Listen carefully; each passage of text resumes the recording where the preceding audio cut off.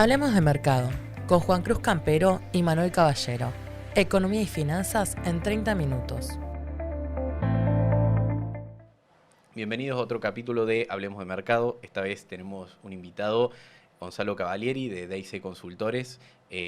Gonza trabaja mucho con todo lo que es economía real, vamos a decir, con empresarios pymes como asesor financiero. Así que bueno, está bueno sumar tu mirada a la mesa. ¿Cómo va, Gonzalo? Hola Juan, hola a todos. Muchas gracias por la invitación y muchas gracias a Manu también, dueño y señor de esta silla. Sí, hoy Manu no está, le mandamos un saludo. Y bueno, y empecemos a charlar un poco de, obviamente siempre repasando lo que es la macro y datos y cosas que van pasando, pero por ahí como para arrancar me gustaría que nos cuentes un poco cómo ves vos al empresario pyme en cuanto a ánimo, sobre todo en estas semanas que hay muchas críticas al gobierno, imagen que cae, hay mucho ruido en las redes sociales en ese sentido, y bueno, y acá siempre semana a semana vamos tratando de hacer esa bajada y comentando lo que viene pasando en los diferentes sectores. Bueno, yo la pyme la veo un poco dividida. Algunos están tratando de refinanciar deudas viejas, de los periodos pasados, de las tasas pasadas, y por ahí entran en una vorágine de mi prioridad es el banco y mejorar las tasas y conseguir y las carpetas. Veo al pyme también por ahí industrial que está incorporando nuevas tecnologías o comprando insumos que antes era difícil conseguir. Y también veo un poco al pyme que se está adaptando, a veces a los golpes y a veces por ahí con profesionalismo, al nuevo escenario inflacionario, sobre todo el de retail, que yo comento mucho. Antes nuestra mejor protección y nuestra mejor inversión era el stock y nuestro capital de trabajo era menos preciso porque sabíamos que no había nada que le gane a la inflación, las tasas eran negativas, todo iba por debajo de la inflación, entonces se estoqueaban para seguir funcionando. Y hoy veo que al que se demoró en corregir eso, tal vez la está pasando un poco mal. Hay que ser más eficientes, hoy el mercado está pidiendo ser más eficientes, ya sea porque no tenemos esa inflación que nos cubre todo, o tenemos una competencia internacional, hoy se está abriendo todo, o tenemos a competencias nacionales que están incorporando tecnología. Dicho sea de paso, hablábamos del nuevo estudio que hizo la Sí. DITELA sobre inteligencia artificial y se nota como de a poco, si bien la están incorporando y están incorporando algunas funciones básicas, están incorporando herramientas de inteligencia artificial, que además reportes, análisis. Sí. Sobre todo eso, como cosas más simples, creo que casi la mitad, 46%, dice este estudio, 46% de las pymes han implementado inteligencia artificial de una manera. Lo que pasa es que también la crítica o la recomendación que da este informe es se está usando para cosas por ahí muy simples y no se explota al 100% la productividad o el potencial que tiene la IA. Es lo que vos decís por ahí, reportes, preguntas, la típica preguntas al chat, Claro. y falta por ahí darle una vuelta más y aprovecharla mejor. Y en línea con esto, aprovecho que comentabas sobre el cambio de dinámica. Venimos diciendo también acá en el podcast hace bastante que hay en el cambio de situación hay muchas empresas, sobre todo pymes, que no se han podido adaptar a la nueva economía, esta economía donde la inflación ya no oculta cosas. Hay empresas que capaz que operativamente no eran muy buenas o incluso capaz hasta tenían pérdidas, pero el efecto de la inflación, como vos ganabas por una cuestión de apreciación del stock, por ejemplo, o simplemente un negocio financiero que se abría, terminabas teniendo ganancias. Ahora, al desaparecer eso, muchos se dan con la realidad de que operativamente no están haciendo las cosas del todo bien, y esto se da sobre todo en un contexto donde hay muchas dudas sobre qué viene para adelante en los modelos, en el modelo económico, digamos, más general. La verdad que es complicado en ese sentido. ¿Vos eso lo notás en la calle? ¿Lo Sí, notás medio perdido el empresario o sí. ya? Yo veo que hoy estamos en un escenario de economía real, digamos, donde no tenemos tasa irrisoria de inflación, si bien son altísimas en comparación con otros países, siempre estamos liderando los rankings y lo seguimos haciendo, pero estamos en una economía real, donde la eficiencia operativa es fundamental. Y sí veo que se están descubriendo esas ineficiencias. Se ven en, por ejemplo, hablo mucho por por distintos clientes que tengo, en el sector tambero, se habla de que se están desapareciendo muchos tambos. Lo que está pasando en realidad, si ves la producción de litros de leche, se mantiene constante. Lo que está pasando es que tambos grandes están absorbiendo tambos chicos que tal vez no eran eficientes. Entonces no eran eficientes porque no podían acceder a un asesoramiento veterinario calificado, porque no tienen la cantidad de vientres de vacas para prorratearlo.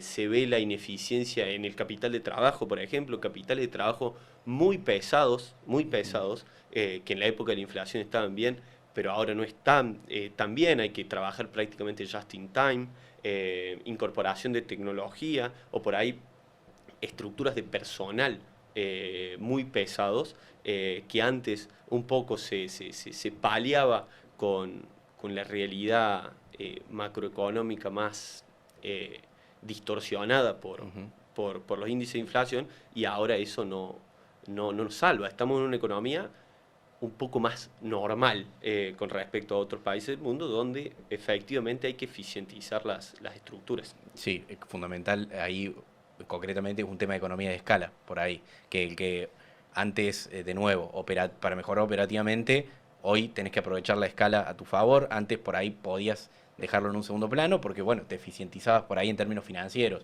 la típica, pagándole más tarde a proveedores, cobrando más rápido, bueno, todo esto ya pasa a un segundo plano.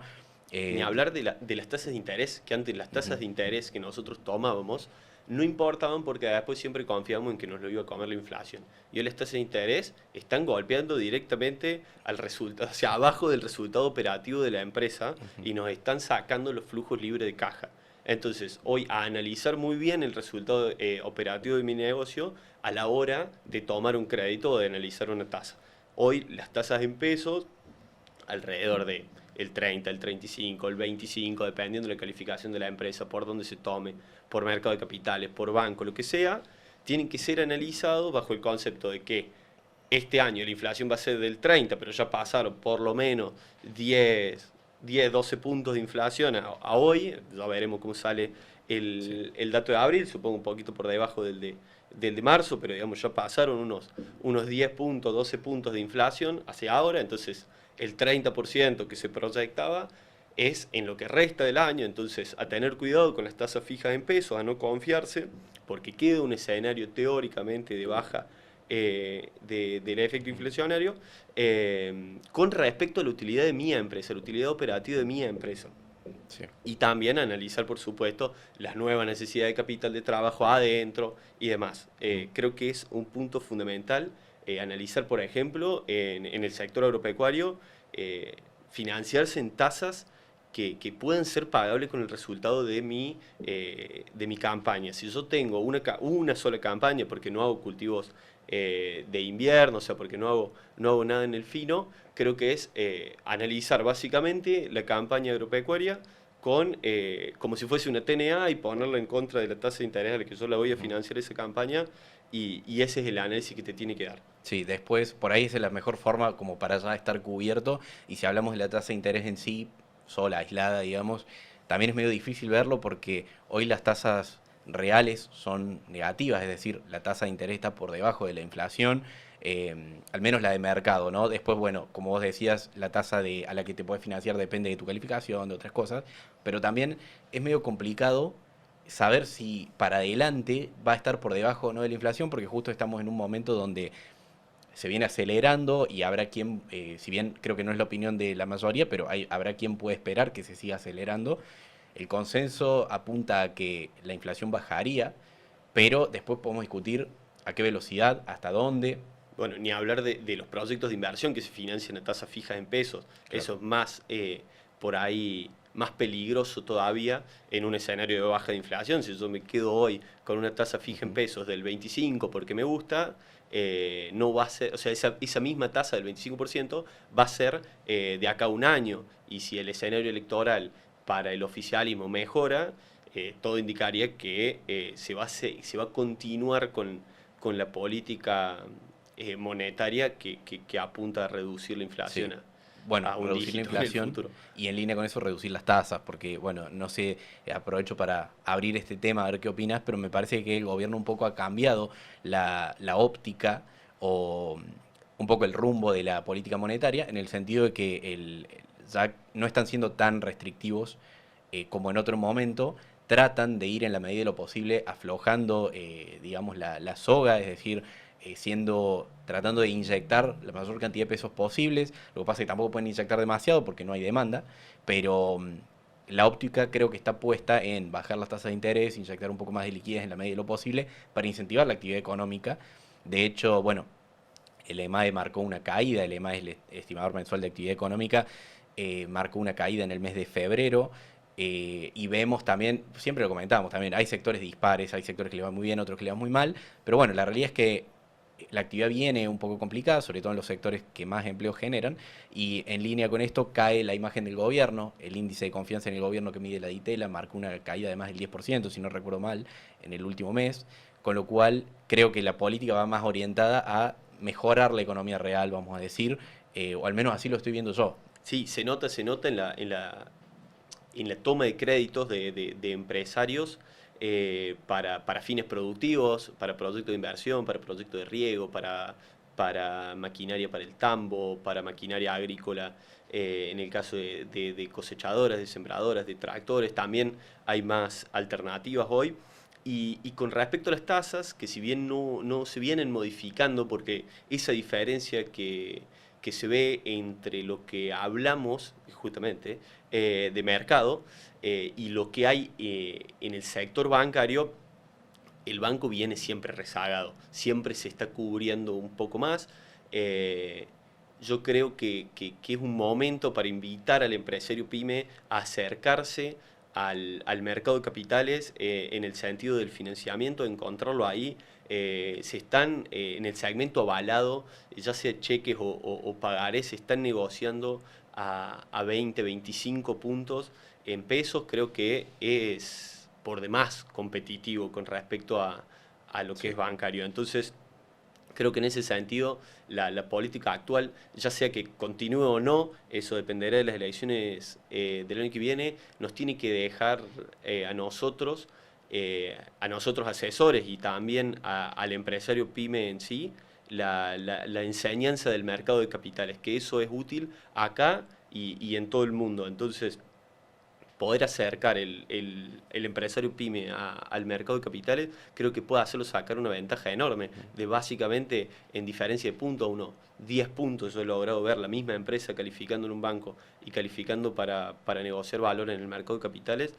Por ejemplo, siempre hay que sumarle que es el segmento avalado y que hay 2 o 3 puntos para las sociedades de garantía recíproca que hay que sumarle, pero sigue siendo competitivo de todas Sí, formas. o al menos tenés las dos opciones por ahí, Tal porque cual. después ha pasado mucho, ahora por ahí todo está un poco más tranquilo, pero cuando la situación macro era más complicada, con inflaciones que se disparaban o mucha incertidumbre, por ahí el banco te cortaba el financiamiento de la noche a la mañana en muchos casos y te quedás sin nada. Por Tal cual. ahí hay momentos, esto va cambiando mucho, hay veces en que te conviene el mercado de capitales y veces en que no, pero tener las dos posibilidades está bueno porque es difícil que se te cierren las dos, salvo que tengas un problema de liquidez, Y el, un problema y en el el, central. y el dinamismo del mercado de capitales. Una vez que yo estoy calificado por SGR, tengo mi cuenta abierta, sé cómo operar, porque tiene cuestiones de sistema, que no es Sí, el banco que hablo con un...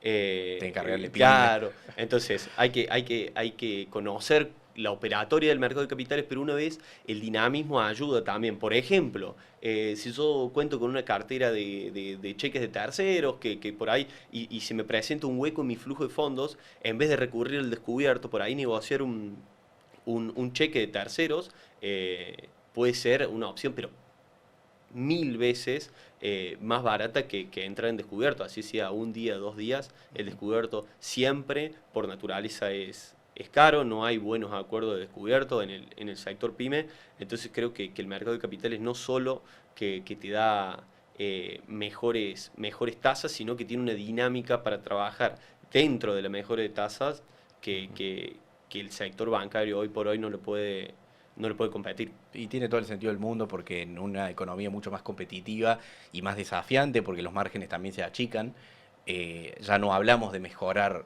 3 4 puntos de margen, por ahí hablas de mejorar menos. Entonces, en ese contexto hay que buscar nuevas soluciones, hay que incluso sofisticarse un poco, tanto en lo operativo, como hablábamos antes, como ahora más en la parte financiera. Creo que hay que usar todas las herramientas que están disponibles para competir y bueno, después te dejo la tarea a vos como asesor también de encontrar las mejores soluciones, pero necesitas la caja de herramientas, digamos. Sí, Necesitas tenerla disponible. creo que voy a robar una frase por ahí de los seguidores más oficialistas, que es, antes el empresario estaba cazando en el zoológico y hoy no está más. Por un montón de cosas, porque hay competencia afuera, porque no hay inflación, por todo lo que venimos hablando. Entonces, creo que la eficiencia financiera en términos de flujo de fondo y de cómo financiar eso de desfasaje de flujo de fondo te pueden dar los puntos que antes no eran tan preciados porque no importaban tanto, porque en 40 puntos, 1 o 2 no pasa nada, pero hoy en 10, en 5 puntos, esos puntitos que nosotros vamos peleando por tener una eficiencia financiera, por estar preparado para el mercado de capitales, por estar calificado en más de un banco, por estar calificado en más de un SGR, son los que nos pueden devolver no toda la rentabilidad, pero sí esos puntos perdidos por la competencia, por la nueva realidad económica. Bueno, en línea, ya que hablas de rentabilidad, también es una cuestión un poco más técnica, pero es importante tener en cuenta también que es casi imposible volver a las rentabilidades que había antes, pero también por una cuestión lógica de que el riesgo de operar en Argentina cambia.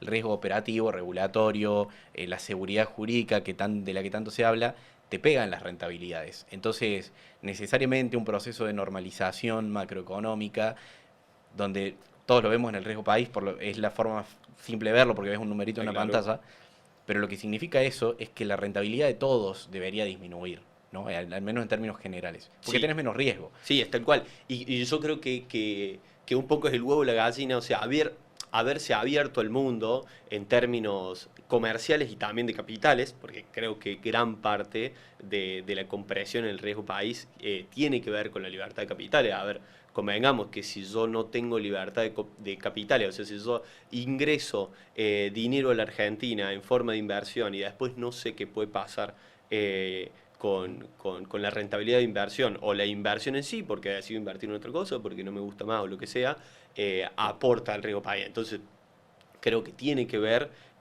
la nueva competitividad interna con esa baja de riesgo país. Entonces, sí, las rentabilidades están siendo más chicas, pero siempre y cuando hablamos del punto de vista del empresario, pero también en definitiva, al bolsillo de la persona de a pie, cuando todo esto se traduce en calidad de vida, lo que reduce el empresario, desde la teoría, ¿no? Siempre desde la teoría, no todo es tan parejo, pero lo que reduce el empresario tal vez en rentabilidad es dinero que entra en el bolsillo de los consumidores en términos generales. A ver, Sí. si yo antes compraba, el ejemplo de la remera, antes compraba la remera a 100.000 pesos de producción nacional, porque se podía poner cualquier precio, se tenía que poner cualquier precio, no manejo el rubro textil y de indumentaria, pero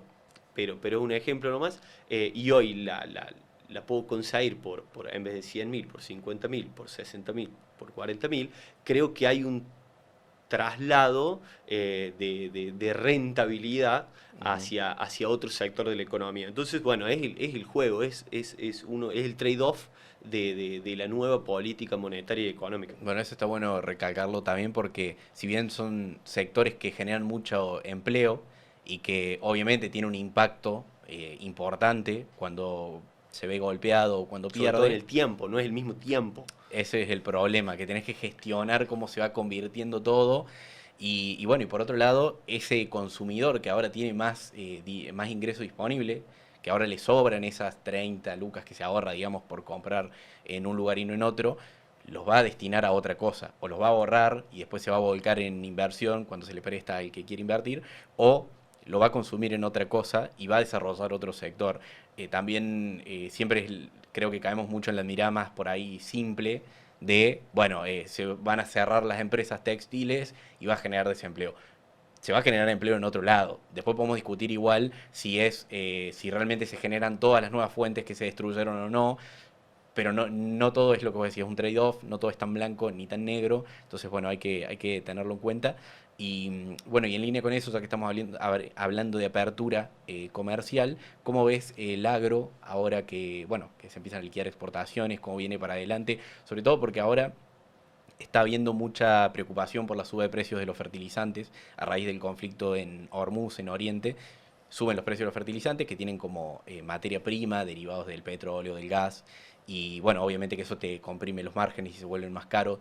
¿Cómo ves esa situación? Bueno, yo me gusta separar la mirada de las campañas netamente agrícolas en dos, por supuesto, en el grueso y en el fino. Ahora nosotros estamos en plena cosecha del grueso, haciendo hincapié sobre todo en la soja. Hay muchas zonas que en términos de maíz le falta un poquito, pero en términos de soja todo apunta a ser una campaña récord en producción. Gente en la zona cercana de Córdoba haciendo 50, 55 quintales, y hasta llegué a escuchar unos 60 quintales de soja por hectárea.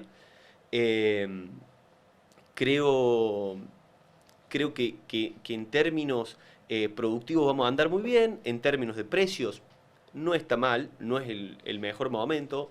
En términos de tiempo, nos demoramos un poquito porque hubo mucha lluvia en la zona núcleo, entonces no se podía entrar a cosechar. Y en maíz apunta medianamente a lo mismo.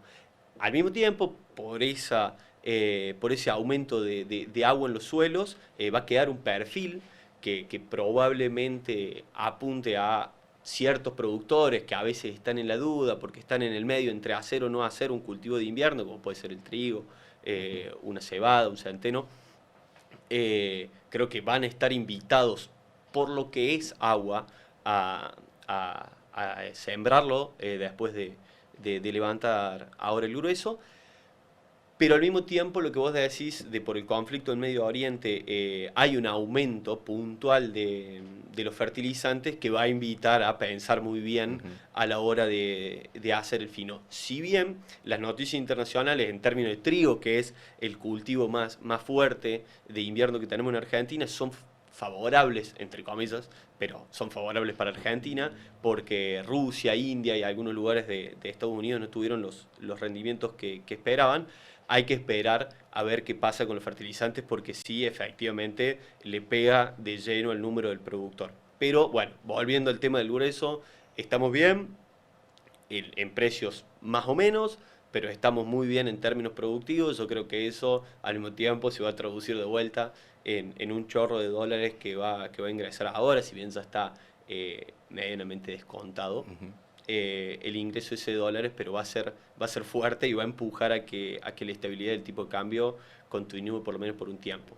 En términos de rendimientos, creo que ya se descontó bastante de lo que era la spread entre el precio de soja mayo con julio, pero sigue habiendo, por supuesto, porque siempre está la necesidad de los productores de levantar y vender para hacer frente a sus responsabilidades. Sí se ve la spread entre mayo, julio y septiembre. Septiembre, noviembre, los precios que se pueden ver en los futuros de soja a esa fecha, sí, hay buenos rendimientos. Entonces, la recomendación, como después nos dirás vos, Juan, que el mercado de capitales está un poco planchado, la recomendación al productor es que es en soja, además muchos tienen compromisos como arrendamientos y demás en soja, está dando buenos rendimientos la evolución del precio de la soja. Sí, por el lado del mercado de capitales es medio complicado porque no tenés grandes oportunidades o no tan atractivas. Por ejemplo, lo que estás en pesos, sí, el tipo de cambio está estable.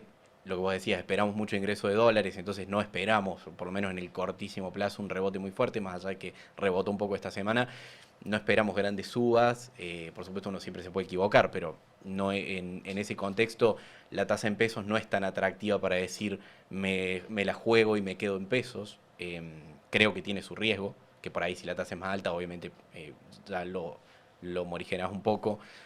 Por el lado de, no sé, si bien nos vamos a productos que no son comparables, ¿no? Pero el lado de acciones, tenemos un mercado que está bastante en máximos, bastante alto, que descuenta por ahí resolución del conflicto de Hormuz, entonces te generan ciertas dudas. No, creo que no hay oportunidades claras que vos digas, bueno, es por acá, todo tiene un riesgo bastante alto dada la incertidumbre, ¿no? Al Y final... el tocar el tema del petróleo el conflicto, la verdad que toca un poco todas las aristas, porque si bien vos me hablas del mercado de capitales y el mercado sobre todo de renta variable de acciones, cómo lo toca y lo toca al mismo tiempo al agro, reduciendo márgenes ya sea por fertilizante, por combustible. No nos olvidemos que muchos, por ejemplo, servicios de siembra o de cosecha están fijados en litros de combustible porque es lo que le cuesta al contratista hacerlo. Así que justo este conflicto que estamos viendo ahora, que es la base de muchos de los conflictos bélicos que hay en el mundo, toca el petróleo y sobre todo el bloqueo del estrecho, inevitablemente nos deja a todos expectantes de la resolución. Siempre parece que se va a solucionar y al final... Sí, al final son cuestiones geopolíticas que son muy difíciles de prever porque dependen de dos personas o dos gabinetes que se pongan de acuerdo. Entonces eso es lo que agrega una gran cuota de incertidumbre. Siempre me gusta repetir que para el mercado lo peor que hay es la incertidumbre, porque si vos tenés un mal resultado, bueno, los precios se acomodan rápido a ese mal resultado y ya está, y seguimos mirando para adelante. La incertidumbre lo que no te permite es poner en precios los diferentes escenarios, o tenés que ir un día para un lado, otro día para el otro, y eso es lo que trae ruido. Pero bueno, para ir cerrando, sobre esto que decíamos del tipo de cambio medianamente estable, con liquidación, bueno, el gobierno sigue absorbiendo pesos, y justo lo veía a Furiase en una entrevista en El Cronista, que él decía que de a poco con esto de que se reactive el crédito, esperan que la demanda de pesos aumente y que vuelva a pasarlo el punto anker del año pasado, que es básicamente que los bancos para prestar le pidan la plata al gobierno, digamos, no renueven deuda en pesos y usen ese dinero para prestar al sector privado. A mí siempre me queda la duda, sobre todo ahora quizás no tanto, pero a medida que pasen los meses me va quedando la duda de si realmente el empresario se va a animar a invertir con las elecciones cerca, sobre todo pensando en el año que viene, o no. ¿Vos lo ves al empresario entusiasmado con invertir, con tomar créditos, o todavía queda algo de cautela? Yo creo que es fundamental que primero que ese crédito vaya al empresario, ¿no? Que vaya al empresario. ¿Por qué? Por ejemplo, yo siempre pongo un ejemplo que me daba mi viejo. Si yo le doy plata al empresario, ¿no? A buena tasa, todo hablando de que es a precios de mercado, ninguna locura, ¿no? Para que construya casas, y hace 2 casas, hace 2, 3, 4, 5 casas y ya empieza a bajar el precio de las casas. En cambio, si se lo doy directamente al consumidor, siendo que nosotros vamos a tener un mercado de créditos limitado, por supuesto, por las características del país. Entonces creo que es fundamental. En cambio, si yo se lo doy a las personas, esa persona me va a comprar una sola casa y van a ir muchos a comprar la misma casa y me va a generar aumento de precios. Entonces creo que la dirección del crédito es el primer punto. Y el segundo punto, y respondiendo a tu pregunta, yo soy un convencido de que sí, de que el empresario invierte en Argentina. El que ya tiene una fábrica, el que ya tiene el campo, no se va a ir a ningún lado. Entonces creo que tiene que estar en el gobierno la habilidad para teledirigir ese dinero, el flujo. Sí, ese dinero, ese excedente que se va a generar, porque va a ser un excedente, no va a ser todo, Sí. De crédito hacia los sectores más productivos, teniendo en cuenta también mano de obra, capital intensivo, demás, esto, lo otro. Creo que la inteligencia tiene que pasar por ahí, pero sí soy un convencido de que el empresario argentino va a volver a invertir en Argentina y está confiado. Bueno, me gusta eso para cerrar, que cerremos con un poco de optimismo. Optimista. Sí, Full. me gusta. Gracias, Gonza, por haber venido. La verdad que muy buena la charla. Y bueno, así que te esperaremos en otra edición. Gracias Manu, gracias al equipo, gracias Juan. Y bueno. Nos vemos la semana que viene.